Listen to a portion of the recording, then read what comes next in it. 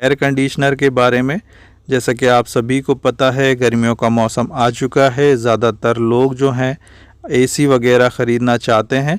तो यहाँ पर हम इस वीडियो के माध्यम से बताना चाहते हैं 2022 में आप किस टेक्नोलॉजी की तरफ जाएं, यानी कि आप इन्वर्टर एसी लें, नॉर्मल एसी लें या फिर सोलर एसी लें, और इन सभी में क्या समानताएं हैं, क्या अंतर है, इसी को लेके आज का हम ये वीडियो बनाने जा रहे हैं। तो आज के वीडियो का जो विषय है आपको पता चल गया है। यदि आप भी कोई एसी परचेस करना चाहते हैं इस गर्मियों के मौसम के लिए, तो आपके लिए बेस्ट क्या होगा, कहाँ पर आपको फ़ायदा मिलेगा, इसके लिए आपको ये पूरा वीडियो देखना होगा। तो आइए स्टार्ट करते हैं इस वीडियो को।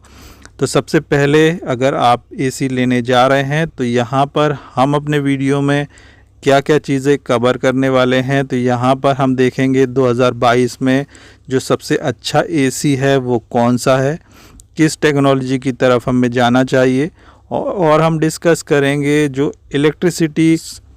तो यहाँ पर हम दूसरा जो टॉपिक कवर करेंगे वो होगा ज़ीरो इलेक्ट्रिसिटी कंजप्शन का, यानी कि इलेक्ट्रिसिटी सेव हमें किस टेक्नोलॉजी पर ज़्यादा मिलेगी।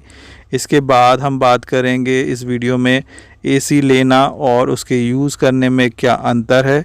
इसके बाद हम बात करेंगे जो उसका प्राइस है, सभी टेक्नोलॉजी पर जो एसीज़ मार्केट में अवेलेबल हैं उनके जो प्राइस हैं और जो मंथली कॉस्ट हमें पड़ती है जब हम एसी को परचेस कर लेते हैं, उसके बाद जो हमारा ख़र्चा होता है मंथली, वो उसके बारे में हम यहाँ पर डिस्कस करेंगे। तो आइए स्टार्ट करते हैं, चलते हैं आगे। सबसे पहले हम बात करते हैं जनरल एसी, जो कि आपके नॉर्मल एसी कहलाते हैं।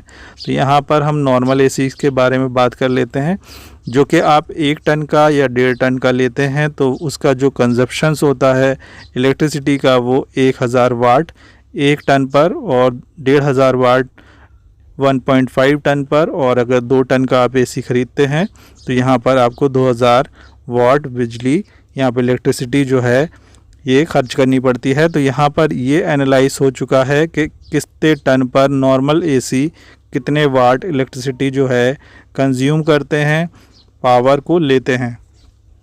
इसके बाद हम आगे बात कर लेते हैं, ये आपको समझ में आ गया है कि नॉर्मल एसी में कितने टन का एसी कितने वाट जो है कंज्यूम करता है पावर। इसके बाद हम बात करते हैं इन्वर्टर एसी की और नॉर्मल एसी की, दोनों को ही हम कंपेयर करते हैं। तो देखते हैं जो नॉन इन्वर्टर एसी हैं और जो इन्वर्टर एसी हैं इनमें क्या अंतर है। तो यहाँ पर देख लीजिए, जो इन्वर्टर एसी हैं वहाँ पर 712 वाट और जो इन्वर्टर एसी हैं उसमें 712 वाट, और जो नॉन इन्वर्टर एसी हैं नॉर्मल एसी हैं उसमें 760 वाट मतलब 58 वाट तकरीबन जो है इलेक्ट्रिसिटी कंज्यूम होती है 1 टन पर।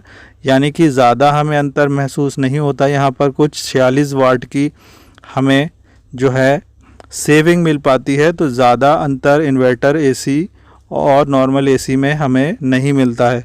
और अगर इनकी प्राइस की बात करें तो प्राइस में भी कुछ 1-2 हज़ार रुपये का ही फ़र्क होता है। और जो इनकी यूजेस का बात करें तो इसमें भी ज़्यादा कुछ हमें फ़र्क महसूस नहीं होता है। तो यानी कि अगर आप नॉर्मल एसी ले रहे हैं या इन्वर्टर एसी ले रहे हैं तो इसमें ज़्यादा आपको सेविंग पावर नहीं मिलेगी, आपकी बचत मंथली कुछ भी नहीं होगी। इसके बाद अगर हम बात करते हैं आगे, सोलर इन्वर्टर हैं। 500 वाट का जो सोलर इन्वर्टर है वो तकरीबन कैपेसिटी जनरेट करता है 1.5 टन का, यानी कि 144 स्क्वायर फीट का अगर रूम आपके पास है या फिर 200 स्क्वायर फीट का एक रूम आपके पास है तो उसको ठंडा करने के लिए वहाँ पर 1.5 टन कैपेसिटी सफिशेंट होती है इतने बड़े रूम को ठंडा करने के लिए, जिसको कंज्यूम करता है जो सोलर एसी होता है वो कंज्यूम करता है तकरीबन 500 वाट, जो कि बहुत ही कम पावर है। और इसको आप directly on grid power panel से भी यूज़ कर सकते हैं और ऑफ ग्रिड से भी कर सकते हैं। यानी कि अगर आप दिन में चला रहे हैं तो डायरेक्टली आप इसको सनलाइट से चला सकते हैं। और इसकी कॉस्ट तकरीबन पड़ती है 50,000 रुपये। और मंथली इसका जो सेविंग, जो मंथली जो रेंट है, आपको जो ख़र्चा आता है वो तकरीबन यहाँ पर ज़ीरो हो जाता है। इसको भी हम कंपेयर कर लेते हैं। तो यहाँ पर हम तीनों ही एसीज़ को कंपेयर कर लेते हैं कि जो मंथली कॉस्ट है यहाँ पर नॉर्मल एसीज़ की और इन्वर्टर एसीज़ की और यहाँ पर सोलर पैनल वाले एसी की, जो मंथली कॉस्ट हमें पड़ती है, जो मंथली खर्चा आता है एसी लगाने के बाद, क्योंकि सभी जानते हैं एसी लगाना आसान होता है। तकरीबन 30-40 हज़ार रुपये हम इन्वेस्ट करके एसी ख़रीद लेते हैं, लेकिन जो मंथली उसका आता है बिल वो हमें काफ़ी भारी पड़ता है एक नॉर्मल फैमिलीज़ को। तो यहाँ पर हम कंपेयर करते हैं सबसे पहले नॉर्मल एसी।